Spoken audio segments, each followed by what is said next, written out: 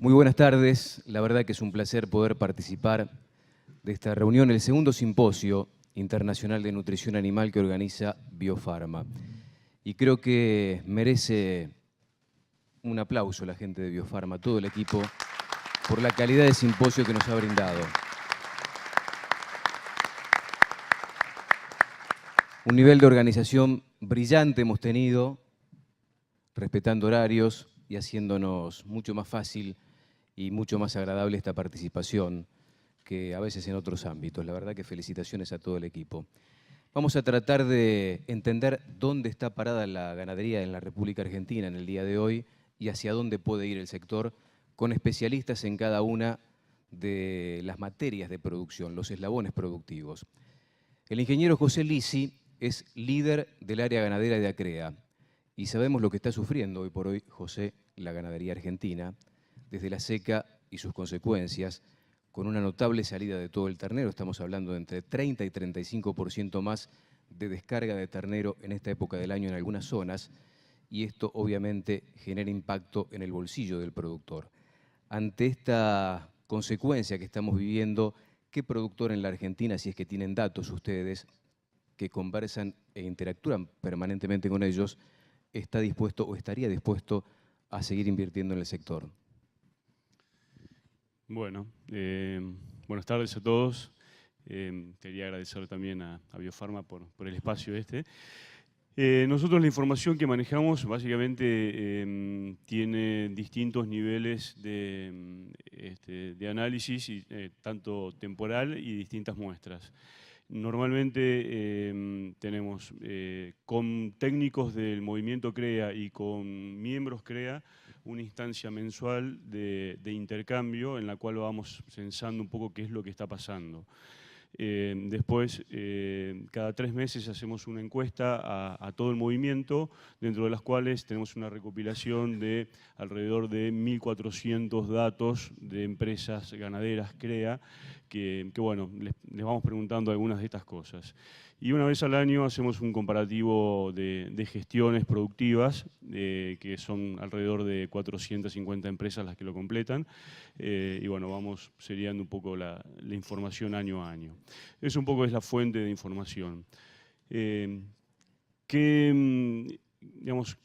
percibimos nosotros de la información interna? Es que el sector hoy está dispuesto a invertir. Todavía, de alguna manera, no percibe este momento puntual como un buen momento para hacer inversiones, pero por otro lado hay expectativas que las vemos de alguna manera en la intención todavía de básicamente 2 cosas. Una es seguir reteniendo vientres, que después hay que ver si realmente se puede traducir eso en la realidad. Y seguir mejorando los planteos, incluso seguir subiendo los pesos de faena. ¿Qué es lo que piensa el sector en el futuro inmediato, para cambiar, si es que está pensando algo en ese aspecto, ¿no?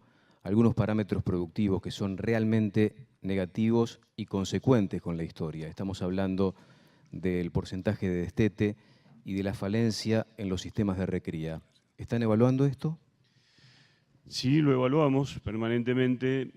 Nosotros, en este sentido del análisis de gestiones, lo que tenemos es que dentro de la muestra de la pequeña porción de productores ganaderos del país, lo que representan los productores CREA, la verdad que estamos con excelentes indicadores. O sea, ahí estamos de vuelta hablando de 450 gestiones ganaderas de todo el país, donde el promedio de tasa anual de preñez está en el orden del 92% y con un 84% de destete. Entonces, la realidad que dentro del movimiento hoy nuestra principal preocupación por ahí empieza a ser la pérdida preñez-destete y no tanto la preñez. Y también de alguna manera eso nos empieza a marcar los márgenes de mejora que tenemos en todas las regiones del país. Esos sistemas son reales, son posibles de obtener, eso es básicamente gestión, eso es tecnología de procesos. ¿Cuál es la barrera entonces que tiene ACREA por la cual no termina de contagiar al resto del sistema de cría en la Argentina, que no puede producir en los niveles que producen hoy en día aquellos productores que están involucrados con ustedes?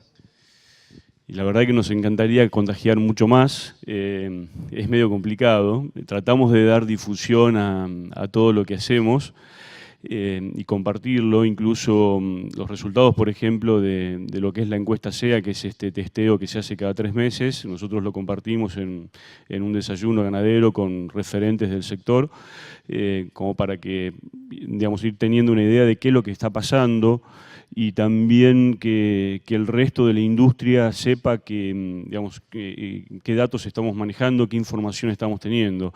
Ahora, ¿por qué el resto no se enamora de esos sistemas o no cambia?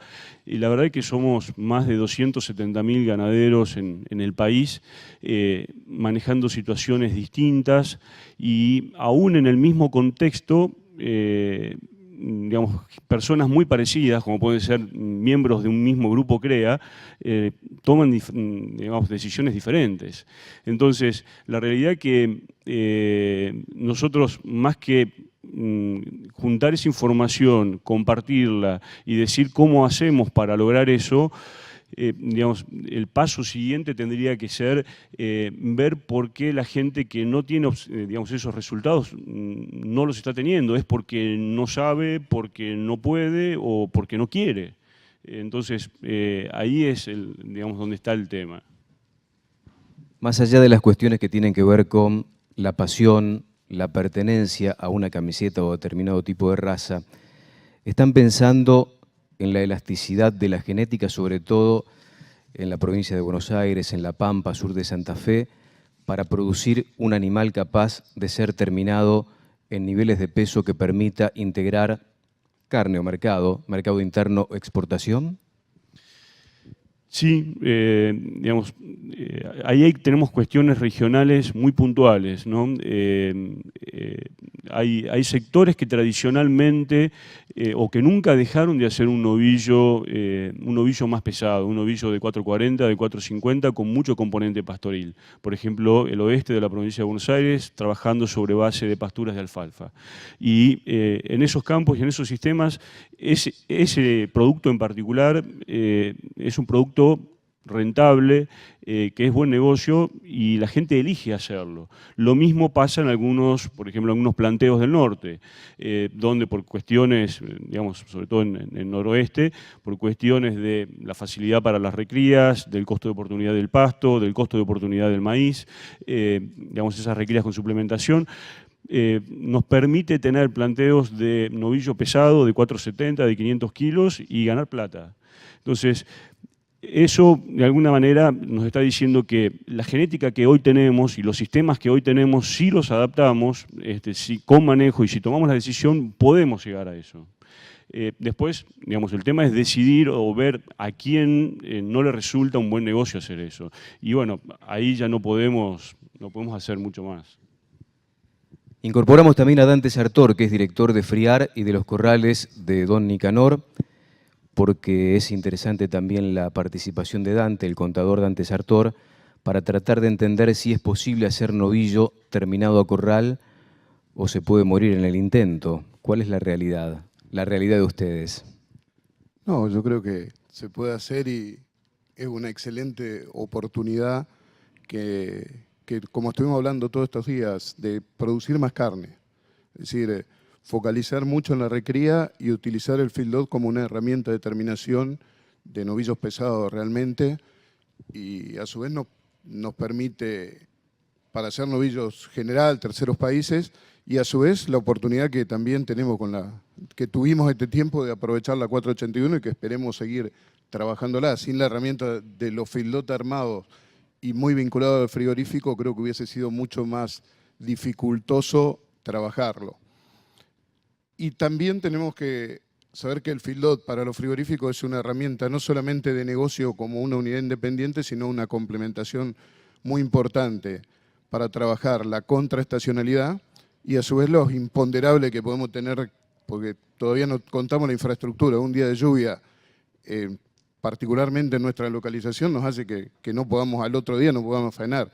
Entonces ahí es donde el feedlot también es una herramienta muy importante y por ahí es difícil de ponerle un valor a esa utilidad que también tiene, pero se puede hacer novillos perfectamente y agregar muchos kilos desde el feedlot para la exportación. El novillo en feedlot, y particularmente el novillo 481, ¿es prácticamente única posibilidad para la industria o crees que el productor puede hacer por fuera de la industria un novillo hoy 481 con los inconvenientes de logística que viene planteando el negocio? No, yo no creo que sea excluyente. Creo que una integración al frigorífico lo hace mucho más cercano porque estamos hablando de que tenemos que encerrar 100 días como mínimo antes, pero tampoco vamos a saber cuándo vamos a tener que entregar esa mercadería. Entonces, normalmente los frigoríficos, los comerciales, estamos trabajando sobre venta cerrada antes de cargar los feedlot. Entonces, va muy encadenado al negocio de frigorífico, pero no es excluyente, no, al contrario. ¿Qué diferencial de precio tiene, si es que lo tiene, un novillo 481 respecto de un novillo similar, producido a corral, pero que va con destino a consumo interno? Son valores similares, no hay una gran diferenciación. No hay diferencial de precio. No hay un diferencial. ¿La industria hoy está con capacidad ociosa como supo estarlo hace 2 o 3 años atrás? Sí, todavía hay capacidad ociosa, se está empezando a ocupar, se está empezando a optimizar esas plantas exportadoras, las que están trabajando.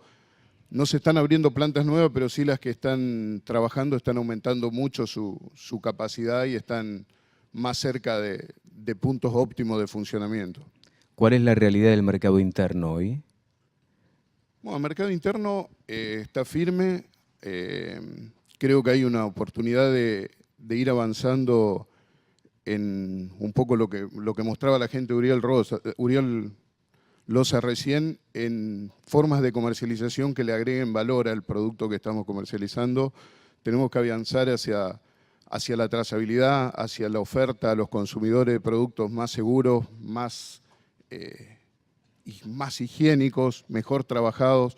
Creo que en ese sentido el mercado interno hay mucho camino para recorrer y tenemos que empezar a recorrerlo, porque creo que hay un diferencial ahí que puede ser muy importante, sobre todo por la integración y la descompensación que se puede hacer entre distintas regiones y entre el mercado interno y el mundo. Creo que hay un potencial muy interesante de trabajar de otra manera el mercado interno. Dante, ¿cómo ves la exportación hoy?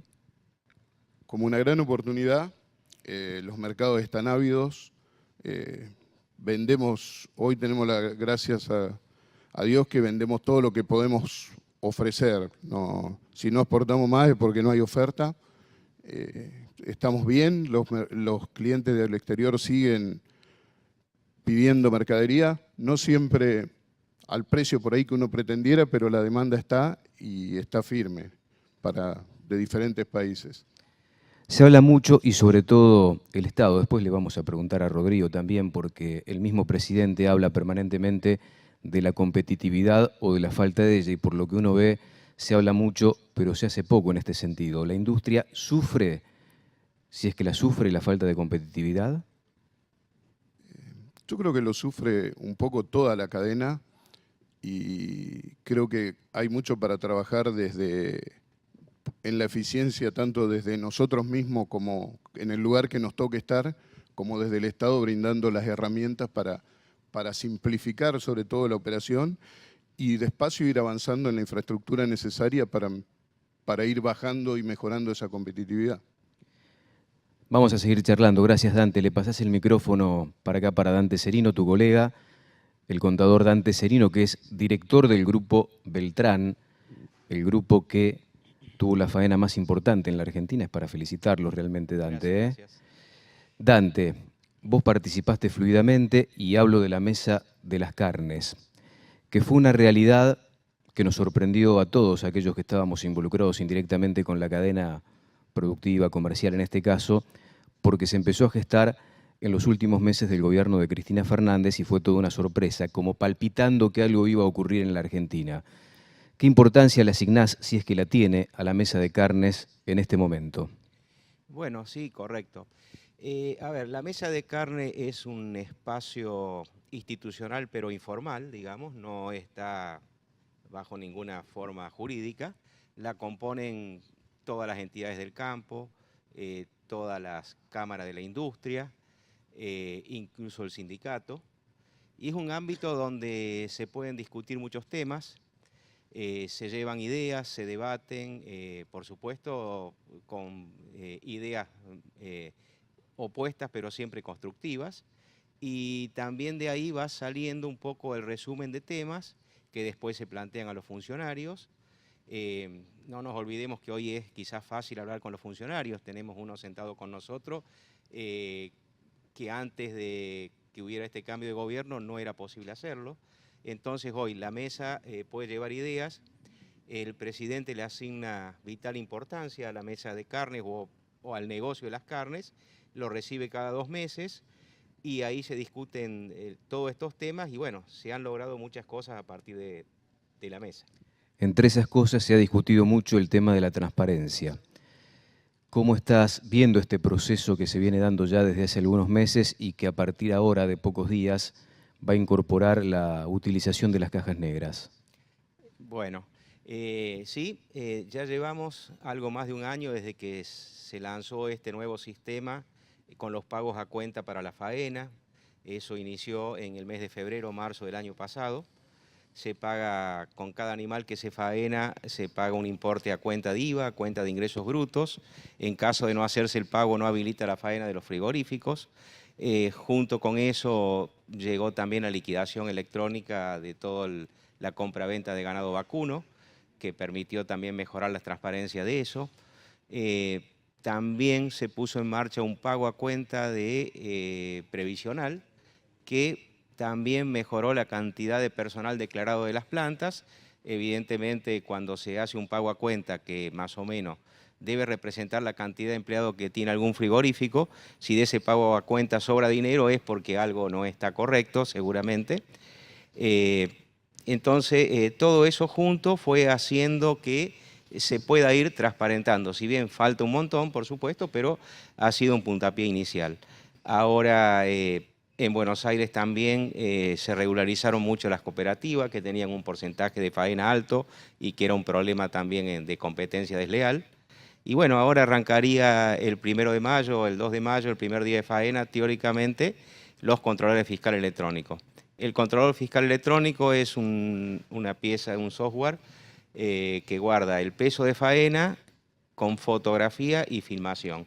Entonces eso va a dar certeza de que no haya problemas con la balanza, que cada animal que pasa por el palco de faena esté correctamente pesado, correctamente identificado y va a agregar bastante control al sistema. ¿Suponés que este sistema de transparencia que se está dando y que lo estamos viendo fundamentalmente en Buenos Aires y en el conurbano, ha atentado contra la evolución del valor de la hacienda gorda? ¿Se entiende la pregunta?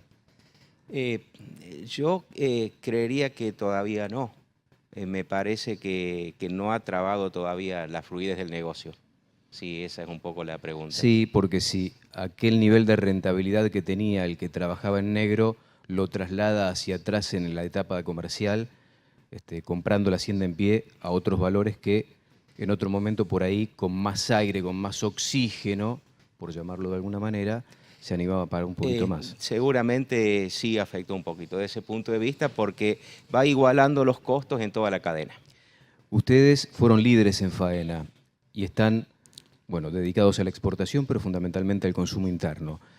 ¿Cómo está el consumo? ¿Cómo lo ven ustedes desde la industria? Bueno, el consumo estuvo muy firme estos meses, incluso en el mes de marzo, que es un mes que tradicionalmente suele disminuir un poco, las faenas estuvieron en niveles altos.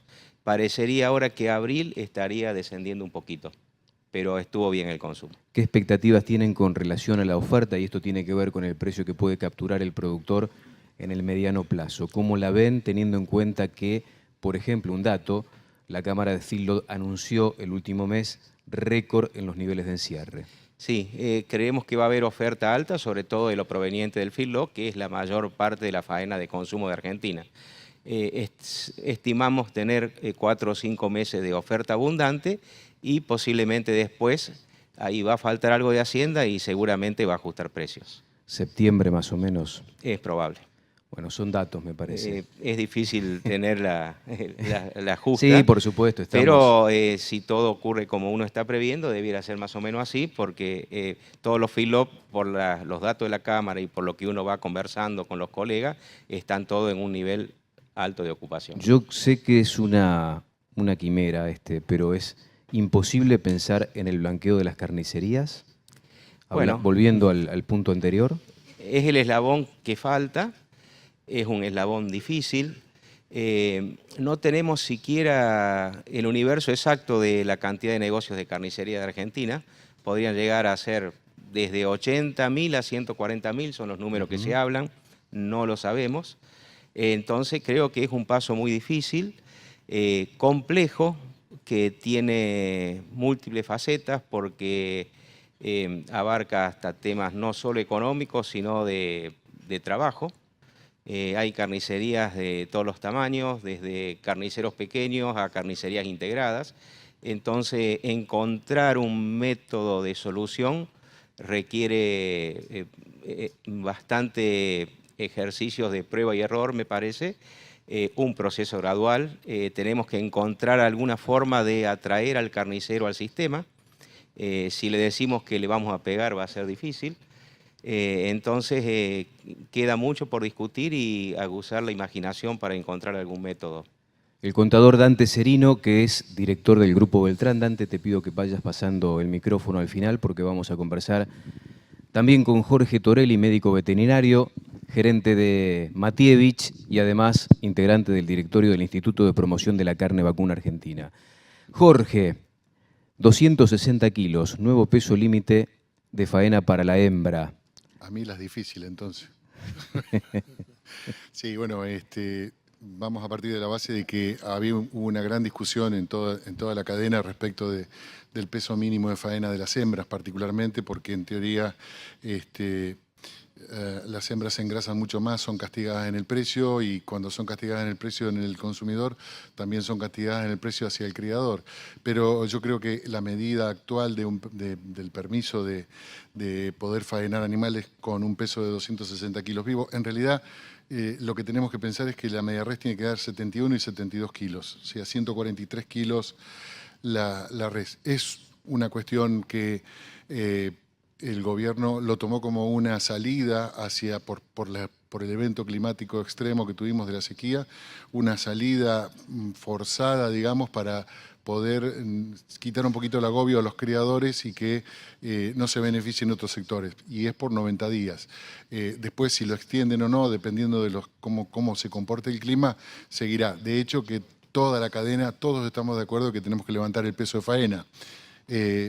Por una cuestión de productividad y de producción de carnes. No podemos estar pensando a ver si podemos llegar a las 3 millones de toneladas de producción de carne, tener abastecido el mercado interno y tener saldos exportables interesantes. La idea es por un lado, levantar los índices productivos y reproductivos de nuestro rodeo, pero si pudiéramos levantar 50 kilos el peso de medio de faena y llevarlo a 270 kilos res, gancho, nosotros automáticamente estaríamos en 3,5 millones de toneladas, una cosa así.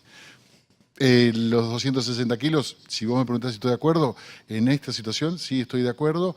Creo que hay que resolver el otro tema, que es que la hembra tiene una capacidad de engrasamiento mucho más rápida que los machos, desarrollan mucho más y que esas recrías hay que recriarla un poco más, esas recrías tienen un costo. De hecho, aquí hay muchísimos especialistas de la calle, digamos, que están en el terreno, que hacen manejo de esto y que tienen mucha más experiencia que yo, pero particularmente en este caso, por el evento climático, lo apruebo completamente y hay que estudiar en el futuro si hay que hacer una diferenciación entre el peso de faena del macho mínimo o el peso de faena de las hembras mínimo también. Estás tirando un dato. ¿Les gustaría a ustedes levantar el peso de faena del macho y bajar un poquito el de la hembra? Esa era una de las ideas que se manejó, que se barajó, pero no tuvimos... O sea, está en estudio, está el tema, lo charlamos con el Ministerio de Agroindustria, con Rodrigo, algunos estamos de acuerdo, algunos no estamos de acuerdo. Bueno, hay posiciones encontradas. Particularmente en este caso, sería una cuestión para tener en cuenta, digamos, es uno de los tips más. ¿A quiénes estaría beneficiando esta medida de los 260 kilos hoy en la actualidad? Claramente al criador, que puede quitar un poquitito el peso sobre las vacas entrando el invierno para que puedan terminar la siguiente gestación en una forma mejor, bajar las muertes perinatales, tener un mejor destete el año que viene y arrancar en septiembre con una buena, si llueve, ¿no? Que parece que sí, una buena cantidad de forraje para poder que esa vaca tenga una lactación razonable y que pueda enfrentar el siguiente periodo bien. Claramente es para defender al criador, ¿no? Esta medida. Jorge, ¿cómo están los mercados internacionales? ¿Cómo está el tema protocolo con China, teniendo en cuenta que todavía no se terminó de firmar aquel anuncio sobre la posibilidad de Argentina de vender carne con hueso y carne enfriada? ¿En qué punto está eso? Bueno, primero de todo, voy a citar una frase que siempre la digo, ya si alguno me escuchó. Con respecto a lo que es comercio en la cadena de ganados y carnes, yo no hago diferencias entre comercio interno y comercio externo. Digo comercio. Y voy a citar a Winston Churchill que dice, soy optimista, en este momento no parece útil otra cosa, ser otra cosa. Lo dijo en 1942 cuando las bombas alemanas caían en Londres, ¿no? Y creo que la ganadería tiene un gran futuro. Los mercados están reaccionando bien. El mercado interno, que es nuestro principal mercado, se lleva casi el 90% de la producción. El 10% va a exportación. Y creo que la cosa pasa por dos términos. Competitividad, que todavía el gobierno nos ayudó muchísimo, las empresas han respondido también.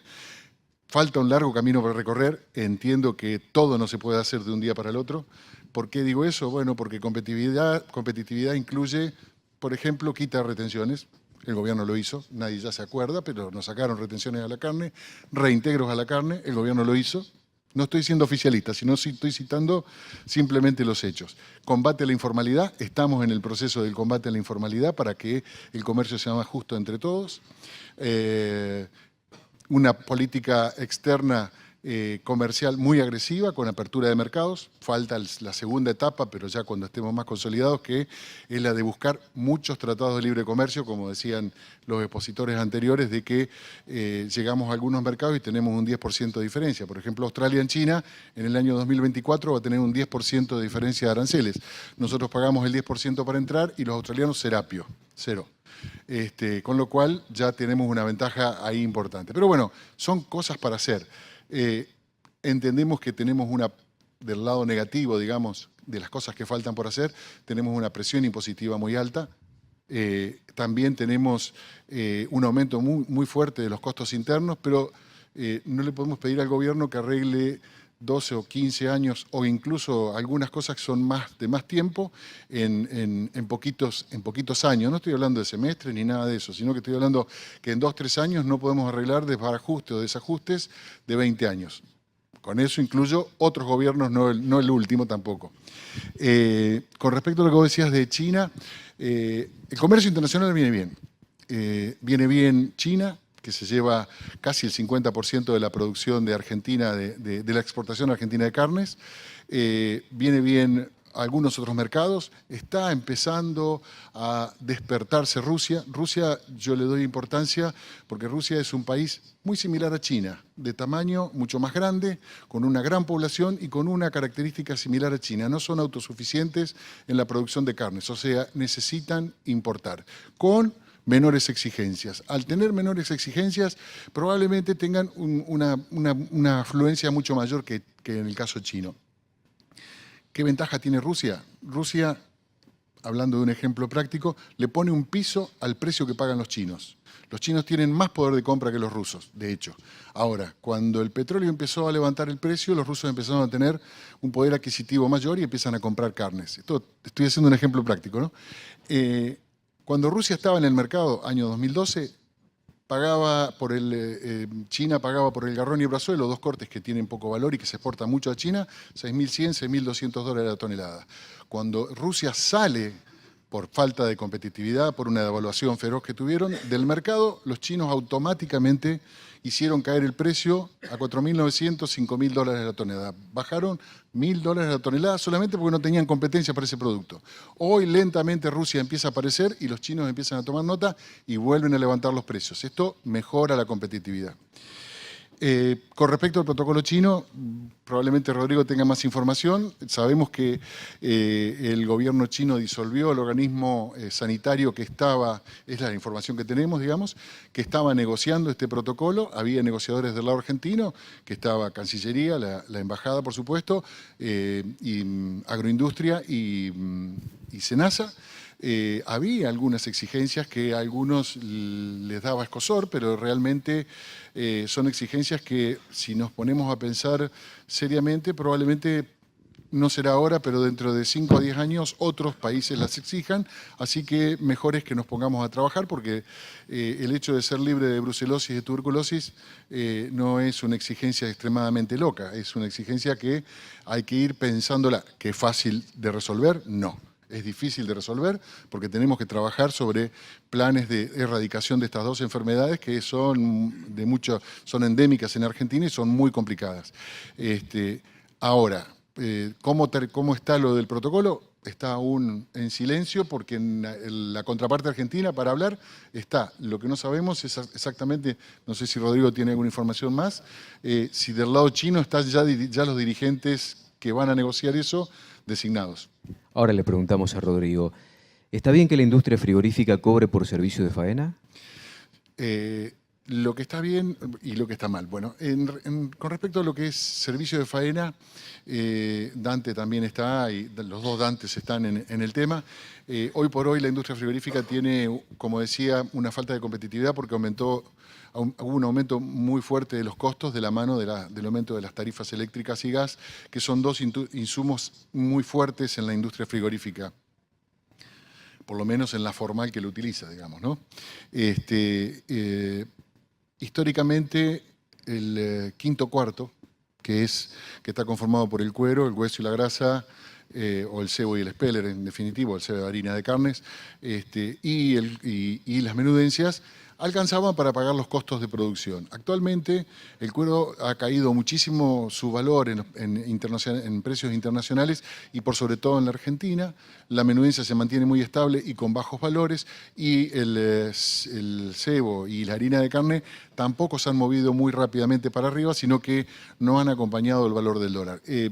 Eso ha quitado una fuente de ingresos fuertemente para la industria, y de esta forma, en el caso de la industria que son prestadoras de servicio, como es el caso fundamentalmente de la empresa donde trabaja Dante y de la empresa donde trabajo yo, ha quitado una fuente de ingresos que antes nosotros utilizábamos para no cobrar servicios de faena, no quebrarnos, no morir en el intento, digamos, y llevar adelante una política de tratar de que el usuario se mantuviera con un crédito de la faena.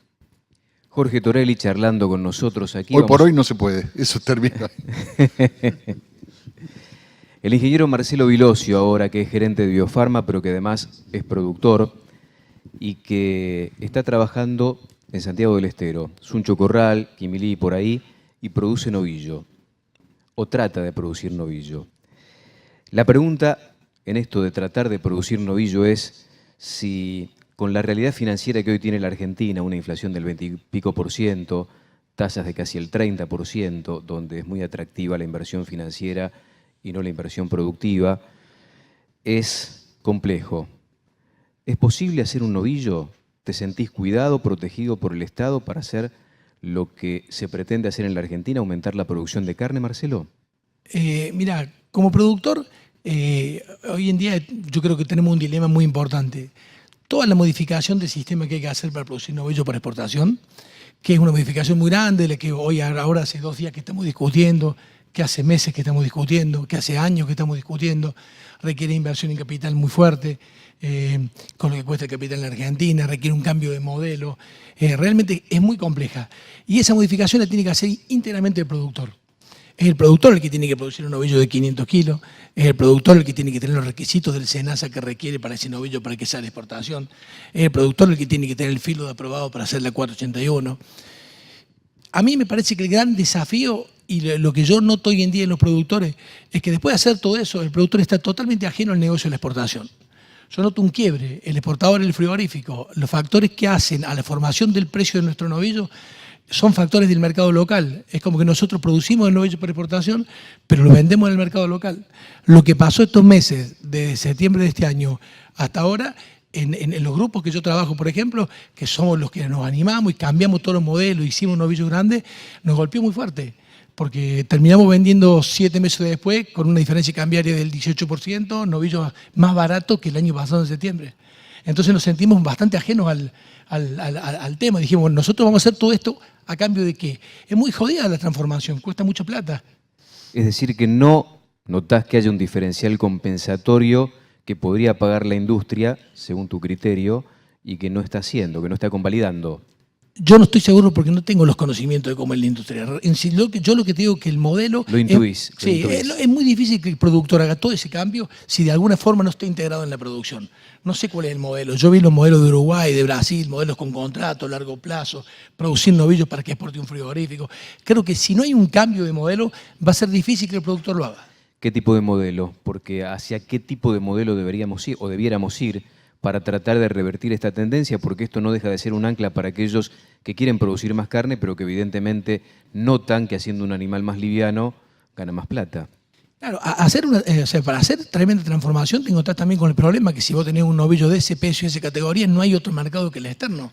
No es como cuando haces consumo, que tenés 50 mercados. Cuando haces exportación tenés 6 frigoríficos y ahí es lo que tenés. Yo creo que los modelos, no sé, tampoco estoy capacitado para saberlos, pero tipo como se hace en Uruguay, por ejemplo, contratos, mercado de futuros, hay algo que tiene que marcarnos el hecho de decir, che, hacer la transformación, hagamos un novillo de 500 kilos, hagamos todo esto, pero con premiemos el esfuerzo, premiemos el esfuerzo. Hablemos de competitividad también, porque aquí está el Estado en función de facilitar justamente la producción en distintos aspectos y estamos hablando particularmente de la ganadería en su etapa final. ¿Somos competitivos? Bueno, yo creo que estamos dentro de un proceso. El gobierno ha hecho, para mí, muy, muy bien una parte. Realmente, la parte más importante es demostrar la terrible vocación de cambiar, de exportar, de abrirnos al mundo. Esa parte, inclusive el desarrollo de mercado, creo que están trabajando muy fuerte en eso. El gobierno sabe que hay factores de competitividad a corregir. Y todos sabemos que el gobierno tiene tiempo y hace lo que puede, y por ahí los tiempos no son lo que nosotros necesitaremos. ¿Cuál es el desafío? Que si van muy dispares las cosas, yo creo que puede llegar un momento... O sea, acá hace un rato, por ejemplo, estaba Aníbal por Domingo con el cambio de tipificación. Todas cosas que hacen falta para exportar, ¿cierto? Son todas cosas que están en carpeta, que se van a hacer. Reformas tributarias que se hablaron, reformas financieras, capital de trabajo. ¿Cuál es el riesgo? El riesgo grande para mí es que si seguimos con las cosas desarticuladas en los tiempos como vamos a tener mucho más mercado que novillo. Que te voy a preguntar una más. Con respecto a la competitividad y rápidamente, ¿qué es lo que se podría hacer para beneficiar parte de esta carga excesiva que tiene el productor? ¿Qué aspecto tocarías? Vos que tenés tanta experiencia como empresario además. La labor más difícil del cambio de modelo es el capital de trabajo, sin ninguna duda. O sea, digamos, el aumento del capital de trabajo de una empresa para pasar de consumo a exportación es realmente muy importante.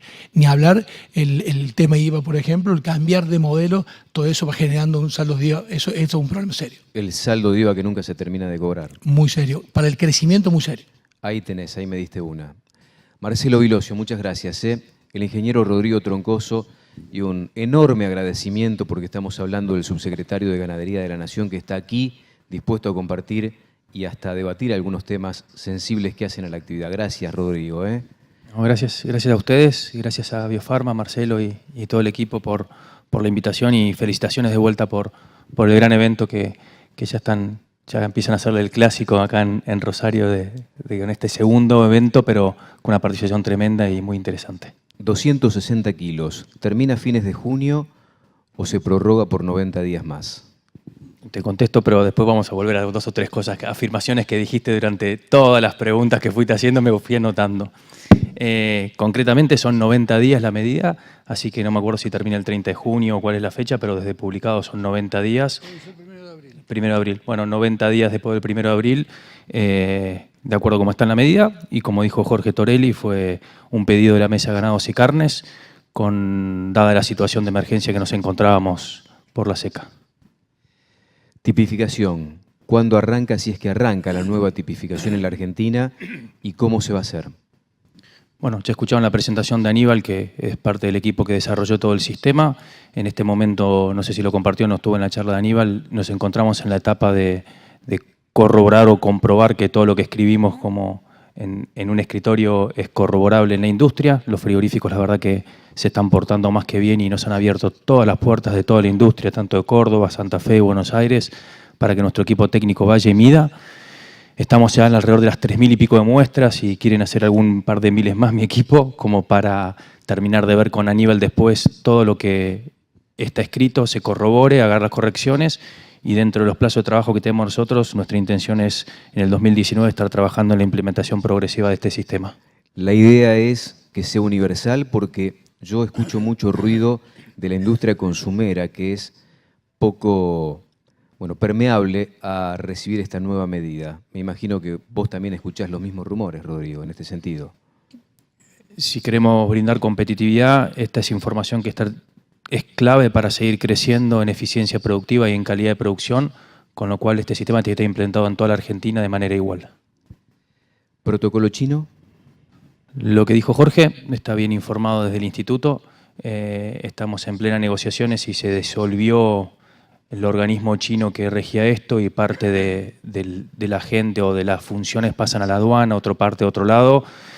Estamos corriendo Cancillería y parte del gobierno tratando de identificar quién es la contraparte para terminar de cerrar las discusiones.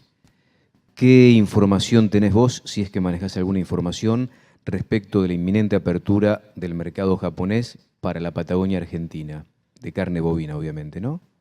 No tengo nada de información concreta para poder darte ahora. ¿La sonrisa? Bueno, el silencio habla también. ¿Estados Unidos? El silencio de vuelta, no, Estados Unidos. No podemos decir nada de Estados Unidos, la verdad que es algo que no me excede del entendimiento, digamos. Dicen que siempre hay un ida y vuelta. El hecho de haber abierto la importación de carne de cerdo, que ha despertado mucha polémica en las últimas horas de los Estados Unidos, algunos lo toman como una suerte de contraprestación con respecto a la posibilidad de exportar carne bovina definitivamente a los Estados Unidos. No lo mezclamos de esa manera, porque la realidad es que la carne vacuna argentina tiene que estar en Estados Unidos porque ya se le presentó un panel ante el OMC, se ganó el panel y Estados Unidos se tiene que avanzar de acuerdo a los tiempos internacionales que corresponden y está en falta en todo. Esto no es un trade-off entre un producto y otro, no se funciona así, no se trabaja así, son canales paralelos. Es cierto que la carne porcina también hacía como 8 o 9 años que estaba pidiendo el ingreso a la Argentina. No es que de un día para otro dijeron quiero entrar y se abrió. Entonces la verdad que son cosas que van en paralelo y si me encantaría hasta decir sí, mirá, ya está esto y abre el otro. No te lo puedo confirmar tampoco. Hay mucha preocupación de los productores. Estamos aquí en una sala de rumiantes, pero bueno, es muy importante la noticia, ¿no? Mucha preocupación de los productores porcinos por esta decisión gubernamental. ¿Han evaluado ustedes esto? A ver, no es una decisión gubernamental, es una decisión de mercados, para entender, o sea, estamos hablando... No, bueno, pero lo toma el gobierno la decisión, ¿no? Vamos un poco. El martes nos juntamos con todo el sector, pero no por este tema, sino que es una agenda fija que tenemos y el martes toca Mesa Nacional de Porcina, donde vamos a discutirlo. El gobierno tomó una decisión que no es abrir Estados Unidos carne porcina, sino el gobierno tomó una decisión de integrarse al mundo. Argentina produce, si hablemos solo de carnes o de alimentos, como ustedes bien saben, para 400, 500 millones de personas y somos 40, con lo cual es fundamental esta integración. Es una decisión que se tomó como país hace 2 años y pico y que hoy vemos los beneficios para todo el sector de la ganadería, si quieren bovina, de arranque. Dentro de ese marco de apertura, es una apertura nuestra hacia otros mercados y mercados hacia acá. Estados Unidos es un mercado más que solicitó una apertura y como nosotros respetamos y queremos que nos respeten todos los criterios técnicos, cuando el país vecino o el país que nos solicita algo cumple con los requisitos técnicos, nosotros aceptamos eso. Desde el punto de vista de la preocupación, la verdad es que no es discusión con el sector y charlarlo. La información que nosotros tenemos o imaginamos no nos preocupa y la respuesta es tan simple como que Argentina tiene dentro del país vecino a Brasil. Brasil es el 4º productor porcino del mundo, el 8º exportador del mundo. Ellos exportan lo mismo que producimos en la Argentina, o sea, exportan la misma cantidad de lo que todo produce Argentina, y el año pasado entraron 47.000 toneladas de carne porcina, es equivalente, para que entiendan, un 8% de lo que producimos. Pudieron haber entrado 100.000, 200.000, o sea, no hay límite a la carne que puede ingresar de Brasil, no está cuotificado. Brasil puede ingresar todo lo que quiera a la Argentina con arancel cero, y entraron 46.000. Ahora, ¿por qué me tendría que alarmar de más que se abre un mercado como Estados Unidos, que va a pagar un 10% de aranceles, que está donde está con respecto a la Argentina y con respecto a Brasil? Lo que nosotros entendemos es que si hay alguien que se tiene que preocupar, si debe preocuparse, sería Brasil. O sea, Argentina no compra 50.000 toneladas porque el mercado no le interesan. Le interesaron 46.000 el año pasado. Si Estados Unidos va a mandar 1 kilo, tendrá que desplazar 1 kilo de Brasil para ingresar. Digo, no hay razón por la cual, si el mercado quisiese más, no comprase más hoy. Ahora, si le compramos a Brasil, Estados Unidos o Kuala Lumpur, es indistinto, es una cuestión de volumen de carne que entra. Después podemos ir más, analizar más finito, decir, a Estados Unidos le interesa el mercado argentino, a Estados Unidos produce cortes de los que comemos en la Argentina. Los mismos productores industriales de Estados Unidos que abrieron el mercado salieron a difundir que proyectan un mercado de 10 millones de dólares. Son 3.800 toneladas, es 0,6% de lo que producimos. El que te dice exportar te dice que van a ser 10 millones de dólares. Argentina puede importar todo lo que quiere de Brasil, que está al otro lado del río y de la frontera, con 0% aranceles. No hay razón para pensar que esto genere una alarma, pero entiendo que hay que charlarlo, hay que convencerlo, y tampoco es una sorpresa porque esto está hace 1 año y medio arriba de la mesa y se viene discutiendo, ¿no es cierto? También se viene discutiendo el convenio con la Unión Europea-Mercosur. Se empantanó en una primera instancia por el tema carne vacuna, específicamente, por la traba que puso en principio Francia. ¿En qué punto está esta negociación, si es que se sigue negociando? Sí, la información hoy es que se sigue negociando, se está cerca de un acuerdo, no es un problema la carne, la discusión está en otros productos en este momento, con lo cual es una cuestión de que se puedan seguir poniendo de acuerdo no solo los bloques, sino internos bloques. O sea, las discusiones también están a veces entre Argentina y Brasil, Brasil-Argentina. Si decidimos esto me va a impactar a mí, me va a impactar, pero hoy sí te confirmo que el problema no es la carne vacuna. Me gustaría que hagas una reflexión, Alfredo, de todo lo que escuchaste, de todo lo que compartiste. No, me falta una solita, Silvio, me tomo. La que necesites. No, son dos frases que... para poder terminar de expresarlo, cuando el presidente habla de competitividad, que se hizo poco, te la puedo decir o del listado de cosas que hemos hecho o ver directamente los indicadores. Si no hubiese competitividad, más allá después de lo que contó Dante, lo que contó Jorge y Dante, más allá de la quita de retenciones, aumento de reintegros, pesos de faena que podemos discutirlos, podés discutir lo que son los sistemas de información, simplificación de trámites, los productores ya no tienen que hacer predespacho para exportar, la identificación, la trazabilidad, autogestión de DTs. O sea, hay 3 hitos o 3 títulos que el ministro de Agroindustria actual está en las mesas de competitividad, la simplificación y la apertura de mercados. Los indicadores son claros, 20% en el 2016, con respecto al 2015, 35% de exportaciones más del 2017 sobre el 2016, y este primer trimestre estamos exportando, creo que puede ser irregular este trimestre, pero arriba del 40% con respecto al trimestre pasado. Eso es competitividad, ese es el indicador de competitividad, porque encima no tampoco se dañó el mercado interno. Nos falta un montón, pero claramente todo el trabajo que se está haciendo en ordenamiento es contundente respecto a la competitividad y no son potenciales o a dónde vamos a ir.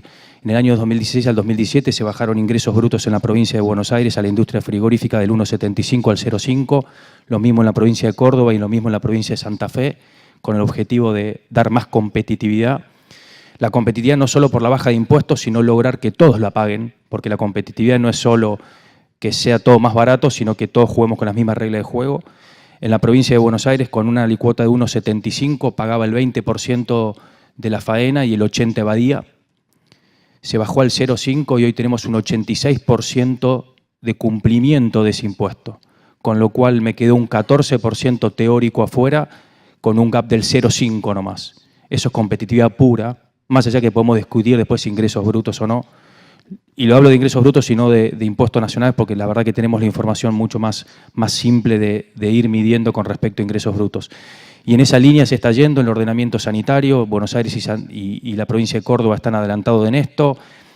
Tenemos un sistema de inspecciones de las 39 plantas de la provincia de Buenos Aires, en conjunto provincia de Buenos Aires con SENASA, 1 por 1, frigoríficos martes y jueves. Todos los martes y jueves se está visitando uno de los 39 frigoríficos para terminar en el mes de julio de recorrer todos, con distintos niveles de requerimientos de tipo 1, tipo 2 y tipo 3.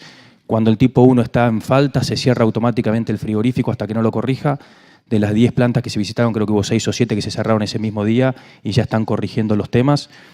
Digo, sé que nos falta un montón, pero creo que tampoco podemos dejar tan en el aire se hizo poco en competitividad y obviamente la energía más puesta que está puesta en el gobierno, que no afecta al sector ganados y carnes, sino que también lo afecta, es claramente la inflación.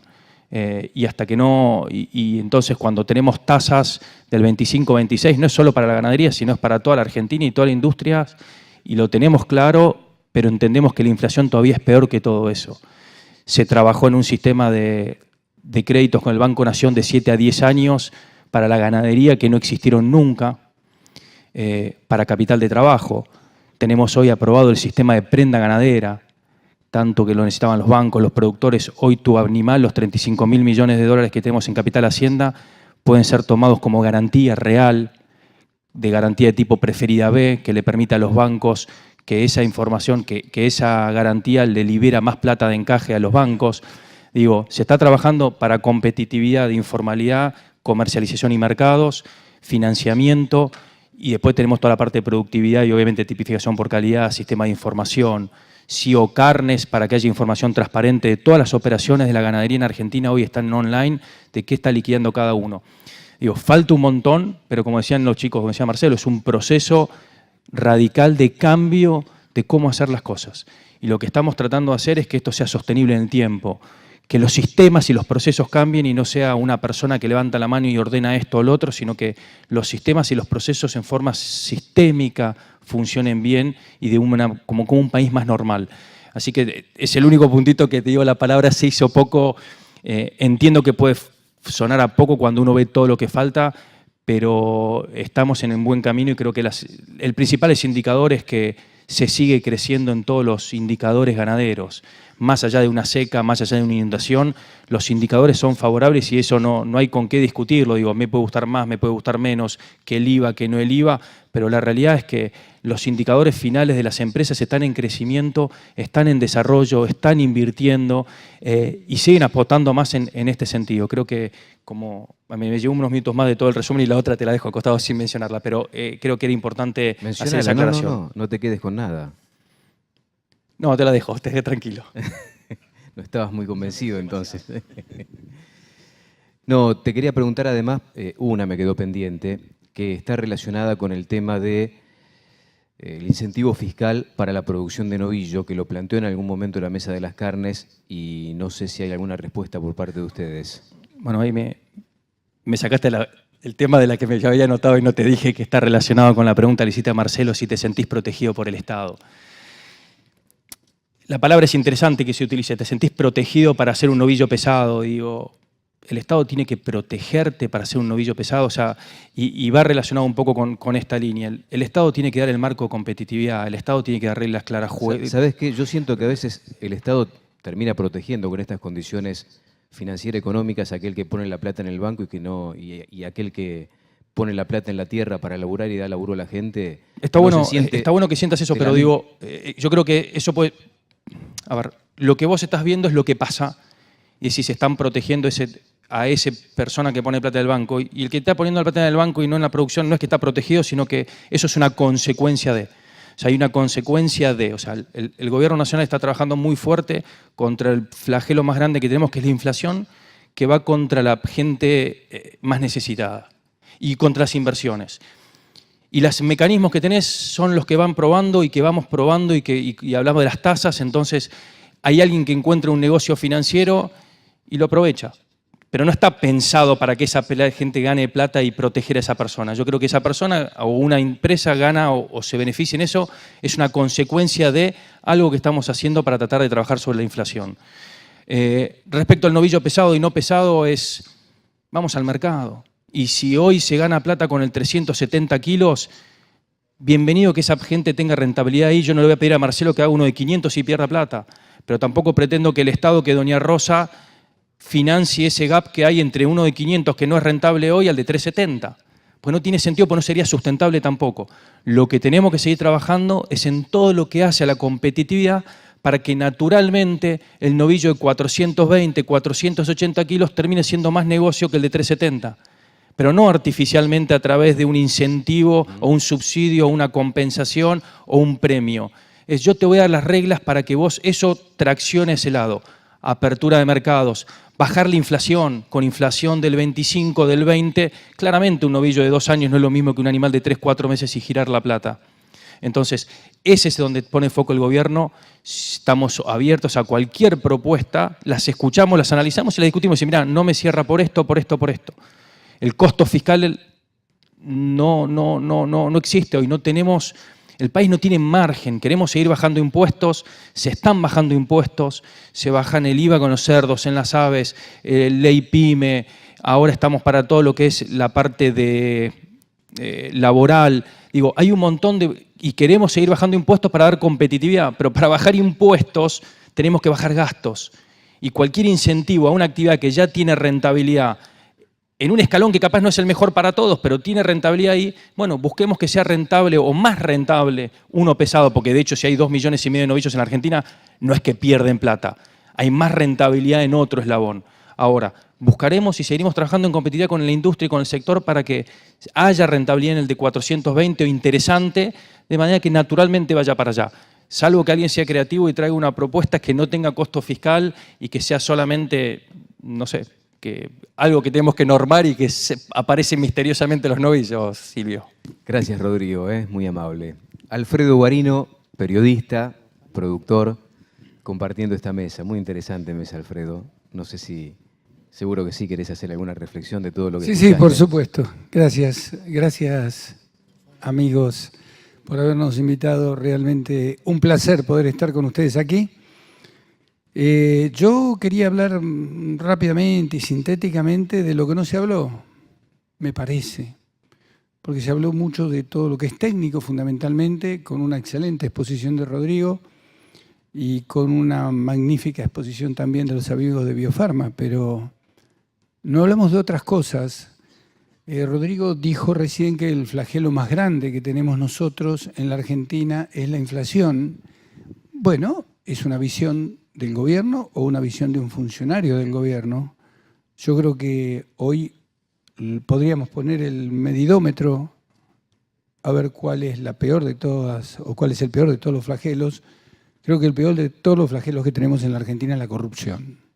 Es mío, no tiene nada que ver con lo de Rodrigo, ni siquiera con usted. Es mío.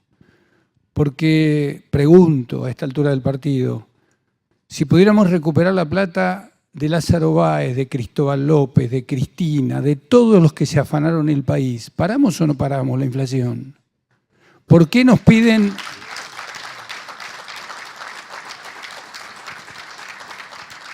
¿Por qué nos piden que juntemos tapitas de gaseosa para el hospital Garrahan y se sigan burlando de nosotros como se están burlando aquellos que siguen evadiendo el Estado? El Estado que somos nosotros, a ver si pensamos que el Estado es Rodrigo. El Estado somos nosotros que ponemos la plata y todos se hacen los boludos y miran para otro lado. Entonces empecemos por ahí. Primer dato, luchemos contra el populismo, terrible populismo que no nos abandona, que nos sigue acompañando y que sigue haciendo que tengamos una gigantesca administración pública llena de vagos a los que mantenemos todos nosotros. y que es muy difícil. Yo he hablado con muchos funcionarios, tengo el placer de tener amigos como Rodrigo y unos cuantos funcionarios más a los que los veo que luchan y luchan y luchan y no se pueden sacar de encima todos los parásitos enormes que tenemos manejando la administración, no manejando, viviendo de la administración pública en nuestro país. Tenemos miedo y ese es otro de los enemigos que tenemos y no terminamos de asumir que tenemos miedo. Los que tenemos esta edad, porque nos quedó el resabio de la época de los militares y de los desaparecidos y de los secuestrados y se sigue secuestrando y la corrupción que no termina con esto, porque muchos de los que tienen que impartir justicia, que tienen que impartir que tienen que darnos todos los datos posibles para que no sigamos engañados, todo eso que se los está llevando puesta la corrupción, de eso no hablamos. O sea, yo estoy muy feliz de haber vivido 2 jornadas como estas que fueron estupendas, con profesionales de lujo, pero no nos olvidemos de esto, por favor, porque si no, nosotros vamos a seguir metiéndole kilo a las terneras, vamos a pasar los 260, los 300 y los 400 y nos van a seguir afanando y nos van a afanar el futuro, nos van a afanar el presente a nosotros, el futuro a nuestros hijos y a nuestros nietos. No es esto una clase de sociología, ni nada que ver, ni de psicología, ni cosa por el estilo. Pero por favor que no nos sigan vendiendo buzones. Por eso el primer enemigo, les dije, el populismo, el segundo enemigo del que estaba hablando, ya me olvidé, pero bueno, tiene que ver con la edad, que tiene que ver con la corrupción, pero hay otro enemigo más que tiene que ver con la mentira. Nos siguen mintiendo y nosotros seguimos comprando. Porque prendemos la televisión, todo fácil, nos lo venden fácil y demás, y nosotros lo seguimos comprando. Nos mintieron a lo largo de 60 años y nos siguen mintiendo. Y nosotros seguimos comprando. Bueno, resulta relativamente fácil. Es mucho más piola ver cómo se agarran de los pelos 2 botineras en la televisión que andar revolviendo y andar enfrentando situaciones que son realmente dramáticas. Seguramente yo hubiera querido hablar de cosas a lo mejor bastante más lindas, pero por favor, no bajemos los brazos. Nosotros tenemos que seguir luchando y hay muchos enemigos más. Aquí hablamos de todos los amigos, de todas las cosas lindas que teníamos que hacer y nos dimos el lujo de traer un funcionario del gobierno. Hace 5 años atrás no hubiéramos tenido la silla vacía. Demos gracias a Dios que esto lo tenemos hoy. Pero no basta, es mucho más lo que tenemos que hacer. Perdón, Silvito, si me extendí mucho, pero como sé que vos también tocás más o menos la misma música, por eso me permite este lujo. Bueno, me parece perfecto, Alfredo. Vamos a abrir el micrófono a ver si alguien quiere hacer desde la platea alguna pregunta en particular, alguno de los que forman parte de esta mesa redonda, como para ir dándole el cierre a esta jornada que fue realmente estupenda. Y quiero agradecer a los amigos de Biofarma una vez más, porque nos hicieron sentir como en casa, un nivel de organización estupendo. Allí tenemos a un amigo que quiere hacer seguramente alguna pregunta puntual, alguna consulta puntual. Sí, para Rodrigo Toncoso. Hay un tema que desde hace muchos años lo conocemos. Queremos saber sobre la reestructuración del SENASA. Y a nuestro entender, la reestructuración del SENASA está haciendo agua en varios puntos. Me gustaría saber cuántos funcionarios del gobierno anterior siguen ocupando cargos en Paseo Colón. Y sin embargo vemos que en el interior tenemos vacío muchos cargos que tienen una importancia vital desde el punto de vista de la salud, de las enfermedades. Recuerdo hace muchos años el entonces secretario de Agricultura y Ganadería, Jorge Aguado, dejó a los que servían café en Paseo Colón y eliminaron a los paratécnicos que controlaban la garrapata. hoy la garrapata la tenemos acá al lado de Rosario. Entonces, vería con agrado de que se pongan las barbas como corresponde y cuando se hable de reestructuración se contemplen todos los aspectos que hacen a las luchas sanitarias.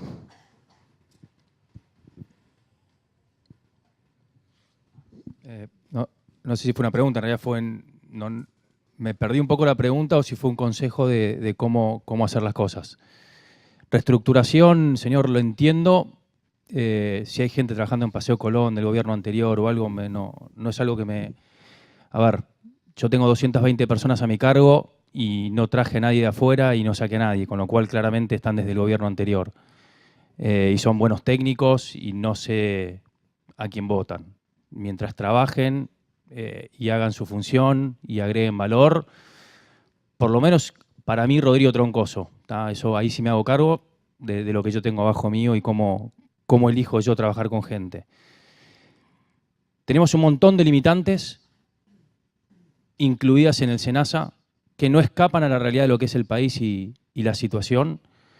Y respecto de que hay gente que sobra en un lugar y en otro lugar, es parte también de la falta de competitividad de lo que estamos trabajando, que está en algunos casos relacionado con lo que son los convenios colectivos de trabajo.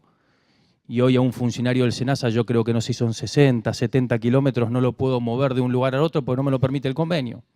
Entonces claramente tengo más gente en un lugar que capaz que hoy no la necesito y no la puedo mover a otro lugar. En ese proceso sí se está. El SENASA es de lo más importante que tenemos si queremos ser, si no lo es, lo más importante si queremos ser el supermercado del mundo. Y hoy está en el foco y en la agenda del presidente.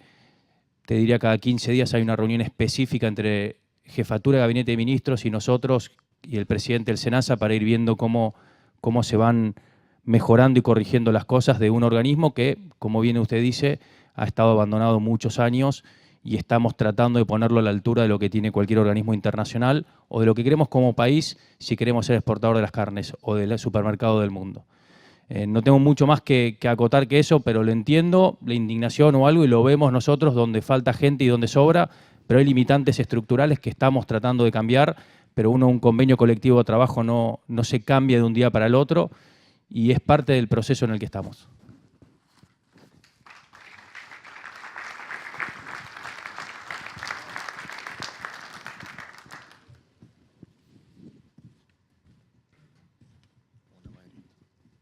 ¿Hay alguna pregunta más? ¿No? ¿Por allá tampoco?